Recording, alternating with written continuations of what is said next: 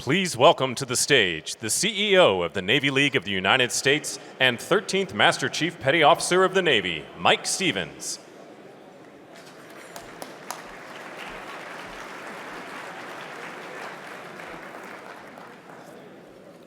All right, how'd everybody enjoy their filet mignon? You didn't have filet mignon? That was was it sea bass, right? Was it sea bass? Yeah, it was good. Well, good afternoon, everyone. Thank you. All right, what an incredible start to Sea Airspace 2025. From the energy in our exhibit hall to the insightful discussions in our morning sessions.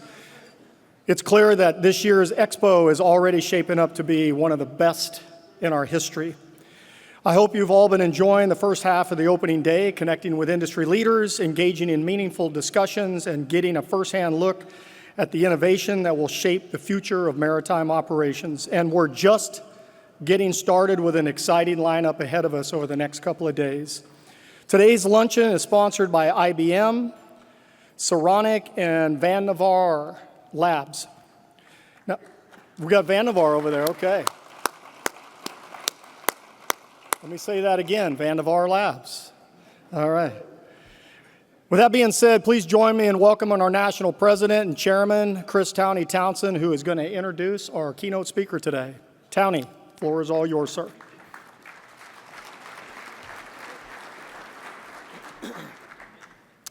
Thank you, Mike Stevens, the 13th Master Chief Petty Officer of the Navy, for those great remarks and for your amazing leadership of the Navy League, sir. Good afternoon, everyone. It's truly been an incredible start to Sea Airspace 2025, and I hope everyone is enjoying the first day of what promises to be an outstanding three-day exposition. It is now my distinct honor to introduce our keynote speaker and a personal hero of mine. We are privileged to have with us today the Commandant of the United States Marine Corps, General Eric Smith. He has an incredibly demanding schedule, and we are deeply grateful that he has taken the time to join us here today. His astute leadership, focused vision, and unwavering commitment to the men and women of the United States Marine Corps is truly inspiring, and his dedication to our national security is unwavering. Commandant Smith, on behalf of the Navy League of the United States, thank you for being here and for your steadfast leadership of our United States Marine Corps. Ladies and gentlemen, please welcome the Commandant of the Marine Corps, General Eric Smith.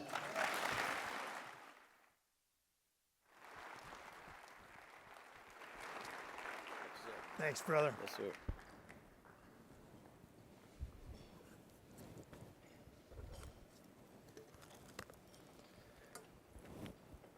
All right. Well, I'm going to break out my spectacles because I used to try to do this without them, and then the font got so big that the speech looked like it was massive, and it scared the audiences. So I'm going to use my reading glasses, and I apologize in advance. So first, thank you. Thanks for being here. Thanks for your support to our Sea Services. It is truly a privilege to get to be here today, to get to see so many friends that frankly I only get to see once a year when I come to this thing. But it really is good to see this many friends of the Marine Corps and the Sea Services and the Navy. And it's especially good to sit with my good friend, Jim Kilby. Jim and I, quick story, and I always tell this, but it doesn't get old. Jim's a fly fisherman, and I'm a saltwater fisherman, so I'm using rod and reel. Jim uses a fly rod. And so he told me one time, when we were both basically the N9, and I was the M9, I was at McCittick. And Jim said, well, I'll take you on the Rappahannock. We'll go fly fishing. And I said, okay, sounds good. He's going to teach me. And so I said, I don't have any gear. And he said, well, I got all the gear you need. I got waders, I got boots, I got fly rod. But what he didn't tell me is he had size 7 boots, and I got size 10 feet.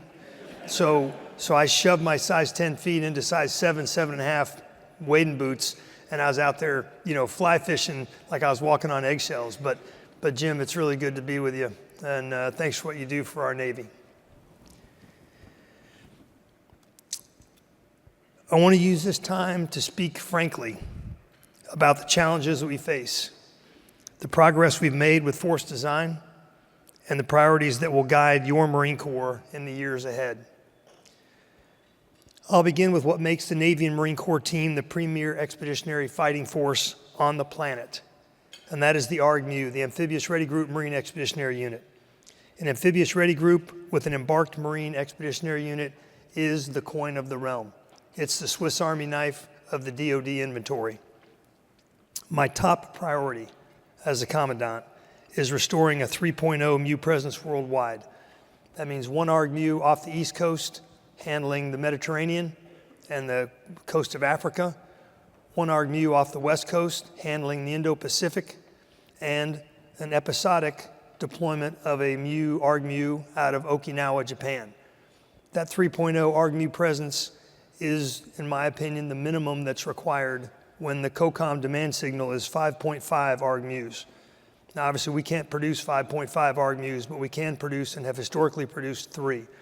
And so that's my primary goal, is getting back to a 3.0 ARGMU presence. That's heel to toe. That means one goes out, one comes home when the next one goes out. And there's 24/7, 365 coverage. Again, East Coast, West Coast, and Okinawa. Real-world experience and operational demand all point to the same conclusion, that we need 3-4 deployed MUs, ready, present, and persistent. And that's why it's a priority. The MU, a 3-ship naval amphibious ship with the Marine Air Ground Task Force, is, again, the most versatile tool in the DoD inventory. It can do a little bit of everything and a whole lot of warfare. It integrates capabilities from across our 4 elements of the Marine Air Ground Task Force, like infantry, artillery, light armored reconnaissance, combat aviation, combat service support, medical support, command and control. And they operate as one. They blend themselves into a chainmail fist. They make it uniquely able to operate across the range of military operations, supporting everything from expeditionary strikes to amphibious assaults to maritime interdiction operations, or MEOs. When a contingency arises, the President, the Secretary of Defense need options on the table, and the MU provides them with the most options when they are on station. This is where I get to be frank with you. Maintaining a constant 3.0 ARGMU presence is a challenge right now. By law, we require a minimum of 31 amphibious warships. And with 31 amphibious warships, that number is based on an 80% A sub O, 80% readiness. And we're not close to that. We're somewhere hovering around 50% readiness. So Admiral Kilby is working his backside off to increase the readiness of those amphibs. But in many cases, those amphibs are aging and have aged out and have to be replaced. So how do we get to a 3.0 MU presence? The answer is likely twofold. One, we have to improve the readiness of the ships that we have, and we have to build the ships that we need. Over the years, we allowed the amphibious fleet to degrade. Ships were aging out, maintenance backlogs were growing, and procurement plans were delayed. And that trend has to end. I am staunchly advocating to Navy leadership, to Congress, for a fully mission-capable amphibious force. That means increasing the readiness of the amphibs we have and building the new ones that we need. Now again, those ships didn't age out on their own. The Marine Corps bears some responsibility for how we got here. Because in the wars in Iraq and Afghanistan, our leadership was focused on Iraq and Afghanistan. We didn't ask to go there, we were ordered to go there. And we went to Helmand Province, also known as Marinistan, and we went into Iraq, went into Al-Ramadi, went into Fallujah, and we went into the Sunni Triangle. And again, we were proud to go. But we didn't even look back at the amphibs. And then we came home and said, hey, you still got those amphibs? And of course, the answer was, well, we've gotten rid of some of them. And they haven't been maintained because we hadn't used them for a decade. So again, the Marine Corps bears some of that responsibility. But that's in the past. and I'm looking to the future. I'm looking to what the future requires and what the combatant commanders demand. And what I know is a 3.0 ARGME presence is the minimum that's required to service all of our combatant commanders, because you don't know when you're going to need to evacuate Americans from a war-torn country. You don't know when you're going to need to strike, and you don't know when you're going to need to execute an HADR, humanitarian assistance disaster relief. You just don't know. That's why you can move 1,000 miles a day, Texas math, 1,000 miles a day, 24 hours, 15 knots, give or take. You can move 1,000 miles in a day. Now that actually you move about 600 miles in a day. Sorry, Texas math coming back to haunt me. You can move about 600 miles in a day, and that matters because the expanse of the Pacific is immense. Progress is possible here, but it's going to take time to fully restore this capacity. I applaud the lawmakers who have signaled support for amphibious warfare shipbuilding, because without those ships, Marines can't get to the fight. And that's what we do, is we fight. Talk to you a minute about force design. The Marine on that forward deployed MEU also needs the tools to prevail in the future fight, not the past fights.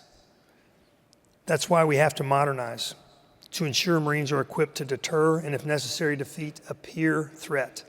Again, we haven't faced a peer threat since World War II, a true peer. We now face that peer threat against the PRC.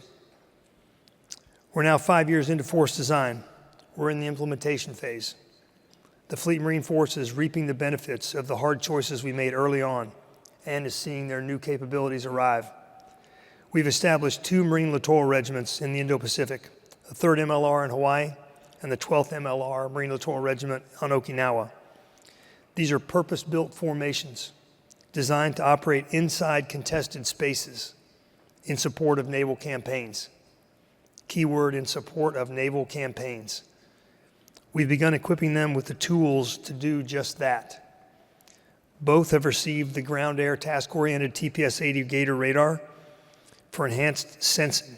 We've placed one on Yonaguni Island, 68 miles off the coast of Taiwan, during Resolute Dragon with our Japanese partners. The 3rd MLR has also received the Nemesis, the Navy Marine Expeditionary Ship Interdiction System. It's a remotely operated missile battery that can hold enemy ships at risk and lock down key maritime terrain. And again, the full range of the Navy Marine Expeditionary Ship Interdiction System missile battery is classified, but it's enough to get out there and shut down SLOCs, sea lines of communication. And it's only going to extend, because what I know is rocketry and the propellants are accelerating faster than the missile itself. So pretty soon you'll still have a 13-foot missile with 3 feet worth of propellant, but it'll go even further because propellants are advancing. It's just a matter of time. And we're not done. The 12th MLR will be receiving the Nemesis, and the number of overall batteries will triple over the next few years. Again, the Navy Marine Expeditionary Ship Interdiction System is key. Another key capability that's now entering the force is MADIS, the Marine Air Defense Integrated System. What matters here is simple. MADIS provides organic air defense using electronic warfare and kinetic means to our units at the tactical edge. Organic. For the first time, we've got an organic, useful, meaningful, rangeable air defense system. We used to be armed with a Stinger. That was it. That is not enough to get it done against the PRC. From drones to fixed-wing aircraft, it gives our formations a layered ability to sense and shoot on their own terms. Again, once they've been given the green light, then they've got to be able to defend themselves. Part of our force design effort is our campaign of learning. It's a deliberate cycle of experimentation, feedback that helps us refine how we organize for the fight. I call it a virtuous cycle. You decide, you experiment, you adjust. You decide, you experiment, you adjust. It's a virtuous cycle. That came from a guy named Doug Hoffman, who ran our capabilities and development analytics branch when I was the CD&I director. One example of how we've utilized our campaign of learning is a decision I made just last week. We're standing up a dedicated fires and reconnaissance company within the infantry battalion, shifting capabilities out of H&S Company, headquarters and service. By consolidating our 81 millimeter mortars, our organic precision fires, and the scout platoon into a single unit, we're better postured to integrate intelligence, precision fires, and reconnaissance at greater ranges. It's all about range to better enable battalion maneuver. Again, it is all about range. This adjustment didn't come from the top down. It's been driven by battalions in the field, empowered by our campaign of learning to refine and adapt. So as we experiment, we have our young battalion commanders telling us how to do things, and we're complying with them. We're executing what they direct from the bottom up. We've also made the decision to move back to a 13 Marine rifle squad.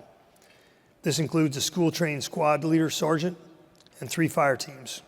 While this structure sounds familiar, it now includes an organic precision fire specialist. Bottom line is our campaign of learning is real. We experiment, we listen, and we adapt. But again, this is where I can speak candidly to you. Your Marine Corps has made advances with respect to modernization, but unpredictable funding slows our modernization efforts and requires us to make tough decisions. We need to sustain our ever-increasing, to sustain or even increase our modernization momentum, and that only happens with support of folks like those in this room. We need industry to provide smart solutions that can scale and stay within cost and schedule. Again, cost, performance, and schedule. Sound like a broken record. But more importantly, we need the predictable, sufficient, and on-time funding that only Congress can provide. And I'll stay out of politics, but I will say that we need predictable, on-time funding that only Congress can provide. Meaning that continuing resolutions aren't continuing anything. They're stopping. They stop our progress. I'd also like to talk about what we're doing to take care of our Marines, to those who raised their right hands and swore an oath to our Constitution. One of my top priorities as a Commandant is fixing our long-standing infrastructure issues, especially the places where our Marines live. And again, I won't apologize for how we ended up here after spending 2 decades of war in the Middle East, but the funding decisions were made to prioritize saving Marines' lives in combat over infrastructure at home. And those were good decisions. They were righteously taken. But we bought MRAPs, blast blankets, IED jammers, close quarters weaponry, mine detectors, and those decisions did save lives. But now we have to have a plan to address these problems, and we call it Barracks 2030. It is, in my view, the most consequential infrastructure investment plan that the Marine Corps has ever undertaken. Barracks 2030 is a heavy lift. We estimate approximately $5 billion with a B, $5 billion, over the Future Years Defense Plan, the FYDP, the 5 Years Defense Program. But it's time to address it, because taking care of our Marines today is how we keep them around for the future fight. And again, the one thing you can't buy back is manpower. This is where I need help from our partners in Congress, and we need your support.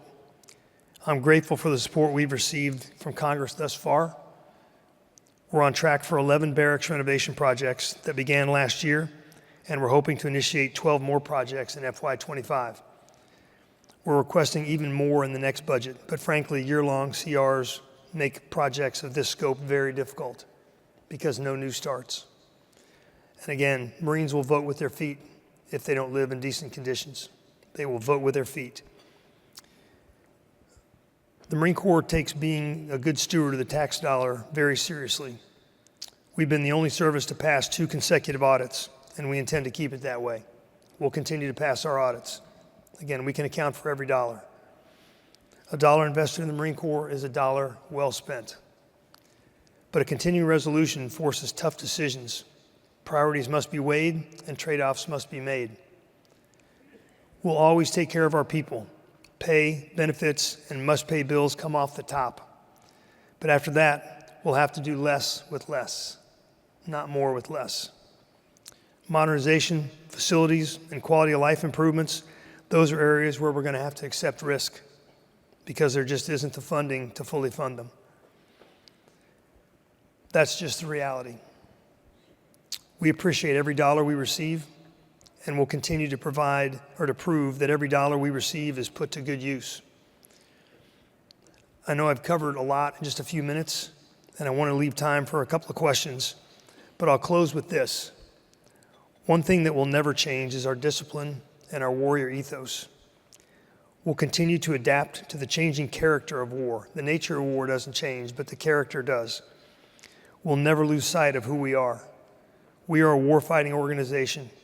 Every Marine is a rifleman, built to fight and win our nation's battles. That's my promise to you and to the nation. Who we are, where we're going, how we fight, it all comes back to our discipline, our warrior ethos, and our commitment to be the most ready when the nation is the least ready. Again, I'll say that again. We are the most ready when the nation is least ready. That's why you pay me. That's why you pay my Marines, to be the most ready when the nation is least ready, because somebody has to be first through the door, and that's us. That's what we do. So thanks for listening to me. I appreciate the opportunity to speak, and I will take a couple of questions.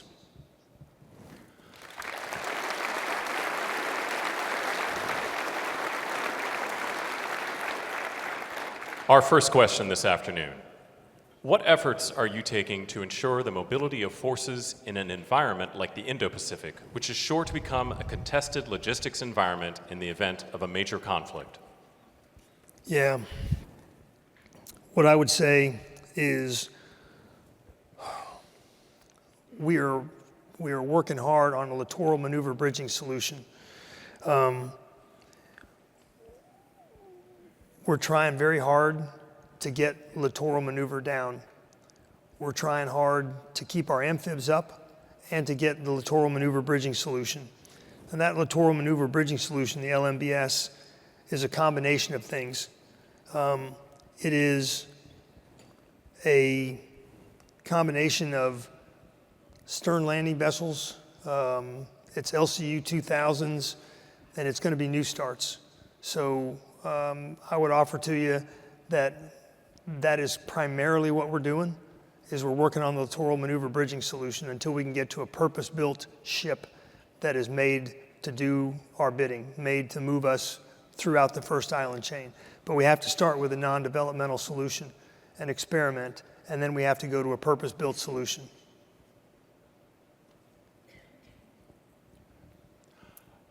Our next question.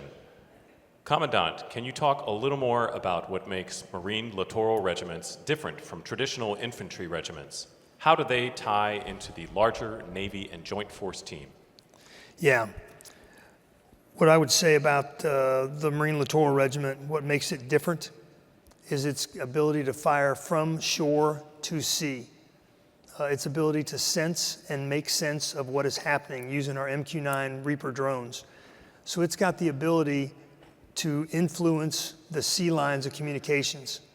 It's got the ability to influence where enemy vessels can go and to help herd them into kill boxes so that our shipmates can kill them. That is what makes a Marine Littoral Regiment different. It's designed to be expeditionary, light, lethal, austere, self-sufficient, and highly mobile. And it's designed, again, to range with our Naval Strike Missile out into ranges that are going to continue to expand out into the short hundreds of miles eventually, so that we'll be able to shut down sea lines of communication and herd the adversary into kill boxes for the Navy. This is a joint Navy and Marine Corps enterprise, a joint Navy and Marine Corps team. And if the PRC, who's our pacing threat, if they choose to act aggressively, they're going to have to be knocked back. And this is how we'll do it, is with Marine Littoral Regiments. Ladies and gentlemen, this will be the last question for General Smith. Commandant, the Marine Corps consistently makes its recruiting and retention mission, but other services have struggled to meet their goals. What are the secrets to continuously meeting the Corps' recruiting and retention goals? Yeah, I'm a former recruiter. My son's a current recruiter right now. We make mission because we didn't join you. You joined us. You know, the old "we didn't promise you a rose garden" commercial or poster. We hold our recruiters accountable for the mission. We give them a very specific mission to meet. It's about 3 contracts per month. And if they don't meet their mission, we relieve them. I mean, simple as that. So our goal is to recruit the best of America's talent. We want to recruit from every zip code. And we have a very structured, systematic way of doing recruiting. Again, you make so many phone calls, you get so many interviews. You make so many interviews, you get so many contracts. And then we also have to work to make sure that our boot camp attrition stays low. Right now, it's very low, and that's good because we can't have all of our hard-earned recruits show up at boot camp and get injured or DOR, drop on request, because we can't make you become a Marine. And you can DOR, you can quit from boot camp, you can quit from OCS, and we have to make sure that the audio and the visual match, that your recruiter who recruited you from every zip code in America, make sure that they personally prepped you for boot camp, make sure they personally prepped you for officer candidate school. Again, we hold our recruiters accountable, and we have career recruiters, 8412s, those that go out and do successful recruiting duty and they like it, and we let them stay on recruiting duty. So each recruiting station has multiple recruiting substations. Again, recruiting station Dallas has RSS Frisco, RSS recruiting substation Plano, recruiting substation Richardson, and each of them has a career recruiter who's leading them. At least most of them do. And that career recruiter understands systematic recruiting, and we leave them in the area so they know the high school principals, they know the high school football coaches, the high school wrestling coaches. I mean, it's not any harder than that. It's a really simple formula, but you got to hold people accountable. And we hold our recruiters accountable. We relieve quite a few every year, unfortunately. And it doesn't mean that that's the end of their career. When we relieve you from recruiting duty, not for malfeasance, but just because you couldn't recruit, you can still go back and be an aircraft mechanic, you can go back and be an infantry Marine, go back and be an artillery Marine, and you can be wildly successful. Probably not as wildly successful had you been successful on recruiting, but you can still be wildly successful. Because other people went out and they were able to be successful on recruiting duty when you were not. So when push comes to shove, somebody's going to get the nod and somebody's going to get to go home. But that's how we do our recruiting, and that's how we continually make our mission. So hopefully that answers that question. All right. Well, I think I am getting off the stage. I really appreciate the ability to be here. I appreciate your attention. I really appreciate the focus on amphibs. And I appreciate that the people in this room have influence and sway over Congress, and you can help us. Because again, we are only as good as our mobility. Because if we build an ARG-MU and we have it on the coast of North Carolina or on the coast of California, it does no one any good. It's only valuable when it's forward deployed. And again, that's what Admiral Kilby and I are working on. We're committed to it. And again, trust tactics matter. And Jim Kilby is a good man and a man of his word. And so he and I we go way back. And so we are committed to returning to a 3.0 ARG-MU presence. That's my number one goal as the Commandant, to get us back to that. And I think we can do it. We're going to need a lot of help from Congress. And again, we're going to need a lot of help from the shipbuilding industry, keeping costs down, because cost overruns are the death knell for shipping. But that's where we stand. So with that, I'm going to get off the stage. Thanks for your attention. Thanks for your time.